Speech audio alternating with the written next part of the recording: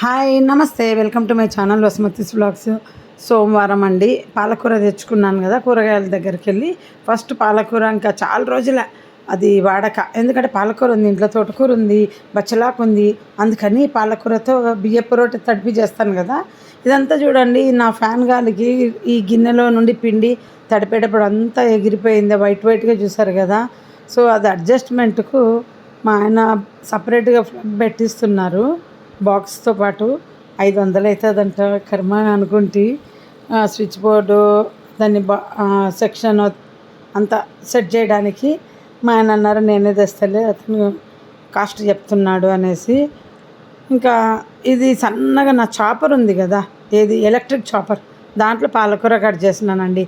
చాలా బాగుంటుంది. దాంట్లో కొంచెం ఓపికగా ఏంటంటే పెద్ద పెద్దగా అట్లే వేసేయకూడదు, దాన్ని మళ్ళీ కొంచెం ఒక 2 times కట్ చేసి తర్వాత వేస్తే తొందరగా అవుతుంది, లేదంటే దానికి అడ్డుపడుతుంది. ఇంక ఇవన్నీ ఇలా మా ఇంట్లో రెండు వంటలు కదండి, అంటే ఏ పని చేసినా 2 సార్లు చేయాలి. ఇది కూడా 2 సార్లు చేస్తున్నా, అంటే తడిపేది ఒకేసారి. మా పిల్లలిద్దరికీ కొంచెం తీసి పెట్టాను పిండి, తర్వాత మా ఇద్దరికి చేసుకున్నాను. అందుకు 2 వంటలు. పొద్దున 9కి చేశాను, మా ఆయన తిని తీసుకెళ్లారు. దీంట్లోకి మిక్స్డ్ పికిల్ చాలా బాగుంటుంది, లాస్ట్లో చూపిస్తాను నేను. ఆ బ్రాండ్ మీకు దొరికితే కొనుక్కోండి. ఈ ఒక 6 monthsగా నేను అదే వాడుతున్నా. ఎంత టేస్ట్ ఉంటుందంటే పులుపు ఉప్పు అంత సమంగా ఉంటుంది. అంటే పచ్చళ్ళు ఇష్టం లేని వాళ్ళు కూడా తినచ్చు, పులుపు తట్టుకోలేరు కదా. లైట్గా పులుపు ఉంటుంది, ఉప్పు లైట్గా కారం, అంత టేస్టీగా ఉంటుంది. పిల్లలకు కూడా పెట్టచ్చు. ఇంకా మన టమాటా పచ్చడి పాలకూరలో తినమండి, చెప్పినాను ఎప్పుడు తినకూడదు అనేసి. అందుకని దీనికి నేను ఇంకేం చేయాలి, ఏమైనా రోటి పచ్చళ్ళు చేసుకోవాలి, లేదా ఇంకా ఆవకాయ వేసుకొని తినాలి. ఆవకాయ అన్నిట్లో ఏం తింటామనేసి మిక్స్డ్ పికిల్ ఆచారు తిన్నాను. ఇంకా అన్నం కొంచెం మిగిలింది, దాన్ని పెరగన్నం కలిపి మధ్యాహ్నం నేను ఇదే తినేసిన. మా ఆయన పొద్దున రొట్టె తీసుకెళ్లారు. మర్చిపోయా, మళ్ళీ అడుగుతారు కదా అందులో ఏమేసి తడిపావని. బియ్యం పిండిలో ఉల్లిపాయలు, పచ్చిమిర్చి, తర్వాత పాలకూర, జీలకర్ర, కొంచెం నువ్వులు. ఎప్పుడైనా నువ్వులు వేయను, ఒక్కోసారి వేస్తాను. హాట్ వాటర్ వేసి తడిపినానండి, అంతే, ఇంకేం లేదు. రాత్రి తడిపి పెట్టుకుంటే హాట్ వాటర్ అక్కర్లా, పొద్దున అయితే మొత్తం హాట్ వాటర్తో తడిపేస్తా, ఎందుకంటే కొంచెం గట్టిగా వస్తుంది. ఇంకా నేను బొబ్బట్లు చేసుకున్నట్టు ఆ పేపర్తో చేస్తాను. ఇట్లా బేకింగ్ పేపర్ కానీ, మనము బొబ్బట్టు పేపర్ కానీ తీసుకొని, మీ ఇష్టం, ప్లాస్టిక్ కవర్తో కూడా చేస్తే పెన్నం మీద వేసేటప్పుడు చేతి మీద వేసుకోవాలి. అయితే ఇది మందంగా చేసుకోకూడదండి, పల్చగా చేసుకుంటేనే దీని టేస్ట్. మందం చేసేసరికి దాని రుచి పోతుంది. ఇంకా షార్ట్ వీడియోలో చెప్పాను కదా, పెరుగు ఎక్కువ ఉంటే ఐస్ టబ్స్లో పెట్టేసి తోడు పెట్టుకోవడానికి వాడతాను అని.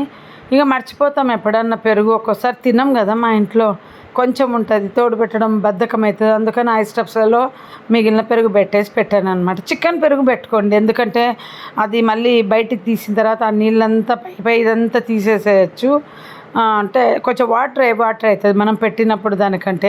మా పాప శివాలయం పోతుంది అప్పుడప్పుడు, సోమవారం పాలు తీసి పెట్టమ్మా అంటే ఆమెకు తీసి పెట్టాను. ఆమె ఏంటంటే నీళ్లు కలిపేస్తుందండి, ఉట్టి పాలతో అభిషేకం చేయదు, కొంచెం నీళ్లు కలిపేస్తుంది, అందుకు కొన్ని అడుగుతుంది. ఆమెకు ఏదో బుద్ధి పుట్టినప్పుడు పోతూ ఉంటుంది. ఇది వరకైతే నేను పోయేదాన్ని, ఇప్పుడు మా సొసైటీలోనే కట్టినారు కనుక పాప దానికే వెళ్తుంది. ఇంతకుముందు అయితే బయటకు వెళ్తారు, మేము నాగుల చవితికి వెళ్తుంటాం కదా ఎప్పుడన్నా అక్కడికి. ఇంకా ఆమెకు మనసు బాగలేకపోయినా, ఏదన్నా భయం వేసినా అలా పోతుంది. అంటే యాక్చువల్గా ఆమె మొక్కుకుంది, మన యుద్ధం ఆగిపోవాలి తొందరగా, ఎవరికి ఏం జరగకూడదని మొక్కుకుంది. సో అందుకని వెళ్ళొచ్చిందనమాట. అప్పుడు ఒకరోజు చెప్పారు కదా మనకు అయిపోయింది అది ఇది అని, అందుకు ఇంకా గుడికి వెళ్ళొచ్చింది. ఇంకా బియ్యపు రొట్టె చేసుకుంటూ మనము ఒక టాపిక్ మాట్లాడదాం. లాస్ట్ వీడియోలో ఏం చెప్పినా నేను మీకు, ఇది రమ్యకృష్ణలాగా అని చెప్పినాను కదా, కనీసం సినిమా పేరు ఇప్పటికి కూడా గుర్తు రావట్లేదు చూడండి. ఎందుకంటే మొండితనం, రమ్యకృష్ణలాగా మొండిగా పొద్దున్న నిద్ర లేవగానే నేను మొబైల్ తీసి యూట్యూబ్ స్టూడియో ఓపెన్ చేసి వ్యూస్, డబ్బులు ఎంత వచ్చినాయి, ఎస్టిమేషన్ రెవెన్యూ, సబ్స్క్రైబర్లు, ఇవి ఫస్ట్ చూస్తాను అనమాట. అది చూసి వదిలేస్తానా, మళ్ళీ వాట్సాప్ చూసేసి మళ్ళీ చేస్తా. చేతిలో ఫోన్ ఎంతసేపు ఉంటే అంతసేపు నేను ఇది ఓపెన్ చేసి చూడడమే, వేరే వీడియోస్ చూడడం కంటే కూడా. కనీసం మీరు నమ్మరండి, రోజులో ఒక 60 సార్లు ఓపెన్ చేసి చూస్తాను. ఏం చేంజ్ లేదు, ఎక్కడి గొంగలి అక్కడే అన్నట్టు ఉంటుంది. సరే కానీలే. ఏంటంటే హార్డ్ వర్క్, ఎంత హార్డ్ వర్క్ చేస్తుంది మా అమ్మని, మా పిల్లలు ఫ్యూచర్లో ఏదన్నా అవసరమైనప్పుడు గుర్తు చేసుకుంటారు. ఇన్నేళ్ళు కష్టపడింది తెలుసా, రిజల్ట్ రాకపోయినా కానీ అనేసి.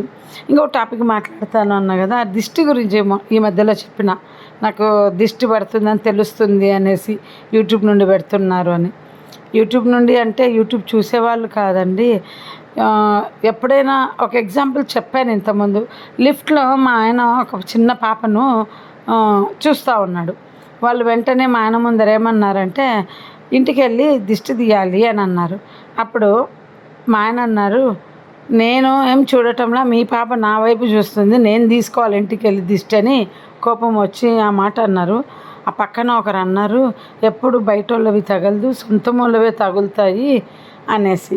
ఇంటికి నిజంగా మా ఆయన చెప్పినట్టు ఇంటికి రాగానే ఆ రోజు మా ఆయన తల పట్టుకపోయింది, నాకు దిష్టి తీయని తీసుకున్నారనమాట. ఎగ్జాంపుల్ చెప్తున్నా. బయట వాళ్ళ దిష్టి తగులుతుంది అంటాం కదా, మనలో మన సర్కిల్లోనే తగులుతుందండి. బయట వాళ్ళు మనకు ముఖం లేని వాళ్ళు మన మీద అసలు జలస్ పడారు తెలుసా. మనతో ఫ్రెండ్షిప్ ఉన్నోళ్ళు, క్లోజ్గా ఉన్నోళ్ళు, పక్కింటోళ్ళు, ఎదురింటోళ్ళు, అంటే మన టచ్లో మనకు ఉన్న వాళ్ళే అండి. ఊరికే ఇప్పుడు మీరు ఎందుకు పెడతారండి నా వీడియోస్ చూస్తూ? మీరేం పెట్టారు దిష్టి, మెచ్చుకుంటారు, పెద్ద ఎఫెక్ట్ ఉండదు. బాగుంది బాగలేదు అంతే. కానీ దిష్టి కళ్ళు అంటే అండి, ఇప్పుడు పిల్లను మనము పాలు ఇచ్చేటప్పుడు తల్లి పిల్లని అట్లా చూడొద్దంటారు, రెడీ చేసినప్పుడు చూడొద్దంటారు. మా పిల్లలు అడుగుతారు, ఎందుకమ్మా నువ్వు చిన్నప్పుడు మమ్మల్ని ముద్దులాడుకోలేదు అంటుంటావు, ఎందుకు ముద్దులాడుకోవాలంటే, ఏందో తల్లే ముద్దులాడకూడదు, దిష్టి పడుతుంది అట్లా చూడొద్దు అని అంటుంటే ఇంకా అది అలా అలవాటు చేసుకున్నాను అని అన్న. అది ఎగ్జాంపుల్ అనమాట. ప్రేమతో చూసినా కానీ దిష్టి పడుతుంది. సో ద్వేషంతో దిష్టి పడుతుంది, అసూయతో దిష్టి పడుతుంది, అన్ని రకాలుగా దిష్టి పడుతుంది. సో దిష్టికి పలు కారణాలు. ఎందుకు చెప్తున్నానంటే, నాకు హైదరాబాద్లో కానీ బెంగళూరులో కానీ ఎవరైనా నా సొంత వాళ్ళు, ఎవరికేం చెప్పొద్దు ఏం చెప్పొద్దో నాకు తెలియదు. నేనేమన్నా కొన్నా చెప్పొద్దు, నేనేమన్నా హ్యాపీగా ఉన్నా చెప్పొద్దు, తర్వాత నా బిజినెస్ ఎట్లా ఉంది చెప్పొద్దు, ఏమి చెప్పొద్దని ఎవరో ఒకరు ఎప్పటికప్పుడు నాకు గైడ్ చేస్తూ ఉండేవాళ్ళు. ఇంకా మా అత్తగారింట్లో అయితే ఏది చెప్పొద్దు అంటారనమాట. నా బంగారు పోతే కూడా మా ఎవరికేం చెప్పొద్దు అన్నమాట. అందుకే చెప్పుకోకుండా కూర్చున్నాను. ఏది చెప్పకూడదు, ఎవరికి చెప్పకూడదు. ఇవన్నీ పక్కన పెట్టండి. బెంగళూరులో మేము సూపర్ బజార్కి వెళ్తే మాది 8 నుండి 10,000 బిజినెస్ చేసుకొని వస్తాం. మీరు కూడా చాలాసార్లు షార్ట్ వీడియోలో చూసారు, లాంగ్ వీడియోలలో చూసారు మా సరుకులు తెచ్చుకున్నవి. మేము 2 నెలలకు బెంగళూరులో 2 నెలలకు ఒకసారి పోతాం. ఒక్కోసారి మీరు నమ్మరు, మా ఆయన 2.5 నెలలకు సరుకులు ఇప్పిస్తాడు దగ్గరున్నా కానీ. ఆయనకు ఏంటంటే మళ్ళీ నేను మాటికి తీసుకురాను అనేవాడు. సో అప్పుడు ఎన్ని కొన్నట్టు ఉంటాయి కదా. అప్పటికి ఒకసారి సూపర్ బజార్ వాడు పట్టుకున్నాడు, మేము బిజినెస్ చేసుకుంటున్నామేమో అని. మా ఇంటి దగ్గరలోనే పెట్టినారంటే డీమార్ట్. ఒక ఫ్రెండ్ చెప్తే పోయినాము. అప్పుడు మా ఆయన ఐడి కార్డు, ఆధార్ కార్డులు అన్నీ తీసి చూపించి అర్ధగంట పట్టింది. దొంగను పట్టుకున్నట్టు పట్టుకున్నారనమాట. ఎందుకంటే 6 పెద్ద చిప్స్ ప్యాకెట్లు, ఒక 10 నూనె ప్యాకెట్లు, ఇట్లా అన్నీ తెచ్చుకుంటే ఎవరు దిష్టి పెట్టాడండి? అదన్నమాట సంగతి. ఎందుకు ఆ మాట చెప్పానంటే ఎగ్జాంపుల్ చెప్పాను. ఈ మధ్య నేను ఎందుకు ఏమీ చూపించట్లేదంటే రీజన్ ఇదే. సరుకులు చూపిస్తే దిష్టి అంటారు, కొన్నవి చూపిస్తే దిష్టి పడుతుంది అంటారు. అంటే మా ఇంట్లో కూడా అంటారండి, జరుగుతుంది కనుక అంటారు. ఒకసారి ఇక్కడ 3,000 పెట్టి లాక్డౌన్ టైంలో మేము మా ఆయన కోయంబత్తూరు నుండి స్నాక్స్ తెప్పించారండి. ఓపెన్ చేసి ఒక యూట్యూబ్ వీడియో చేశాను. అవి ఏం తినలేదు తెలుసా. అందులో 70% పడేసాం. అన్నీ బాగలేవు. తర్వాత రిటర్న్ పంపించినాం. అది ఫస్ట్ నాకు. ఇంకా డీమార్ట్లో తెచ్చుకున్నవి అవి ఇవి సరుకులను అన్నీ చూపిస్తుంటానా, వాటితోటి దిష్టి పడి ఉండొచ్చు. ఇంకా నా టపర్వేర్ అని, నా కిచెన్లో ఇవి ఉన్నాయని, ఇవన్నీ ఎందుకు చూపిస్తున్నానంటే అండి, నేను ఏ స్టేజ్ నుండి ఏ స్టేజ్కి వచ్చినానని నా సరౌండింగ్ వాళ్ళకి తెలియాలని. ఇంటికి వచ్చిన వాళ్ళకి ఎలాగో తెలుస్తుంది, ఇంటికి రాని వాళ్ళకు తెలియాలి కదా. ఎందుకంటే నన్ను కళ్ళారా చూశారు. నేను విజయవాడలో సోఫా లేదు, టీవీ లేదు, కలర్ టీవీ లేదు. యాక్చువల్ పెళ్ళైనప్పుడు మంచాలు లేవు, పరుపులు లేవు, చైర్లు లేవు, ఇంటి సామాన్ ఏవో బ్యాచిలర్గా మా ఆయన పెట్టుకున్న కొంత సామాన్ ఉండింది. ఇంకా నిజం చెప్పాలంటే బెడ్షీట్లు కూడా లేవు ఇంట్లో. ఇంకా ఏమీ లేవన్నమాట. సో ఆ స్టేజ్లో నన్ను అందరు చూశారు. సో అందరూ ఒక బంధువు చూసినా కానీ 100 మంది చూసినట్టే కదా. ఇంకా నేను హైదరాబాద్లో బాగానే ఉంటే, కానీ హైదరాబాద్ కంటే బెంగళూరుకి వచ్చాక ఇంకొంచెం ఇంప్రూవ్ అయింది లైఫ్.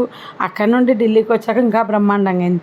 ఎంత బ్రహ్మాండంగా ఉంటుందంటండి, నేను ట్రాన్స్ఫర్ అవుతానే మాకు అందరూ ఇంకా వీడియో కాల్ చేసి మీ ఇల్లు చూపి, మీ ఇల్లు చూపి, మీ ఇల్లు చూపి. ఏం చూపించాలండి ఇల్లు, పిల్లలతో సహా అండి. మా పిల్లలను మీ ఇల్లు ఎట్లుంది చూపి, ఇంకా బండలు ఎట్లున్నాయి. మా నాన్న నిజంగా మీరు నమ్మరు, దిగినాక బండలు ఎట్లున్నాయి అంటారు. అమ్మ అసలు నాకు పిచ్చెక్కింది అప్పుడు. అందరికీ ఏంది ఇంత ఫోకస్ అని, ఫ్రెండ్ సర్కిల్లో కానీ అందరికీ వీడియో కాల్లోనే. మామూలు కాల్ ఎవరు చేసేవాళ్ళు కాదు. మ్యాక్సిమం చాలా వీడియో కాల్స్ వచ్చేవి అప్పట్లో నాకు. అందుకని నేను మీకు ఈ దిష్టి గురించి చెప్తున్నాను. మా పిల్లలు మేము ఏమనుకుంటామంటే ఎవరైనా సుఖంగా ఉండొచ్చు, మేము మాత్రం ఉండకూడదు అన్నమాట జనాల దృష్టిలో. అది బేసిక్ మ్యాటర్. ఇంకా సూపర్ బజార్కు బెంగళూరులో నా బంధువులు ఎవరున్నా వాళ్ళని తీసుకెళ్తాను నాతో పాటు.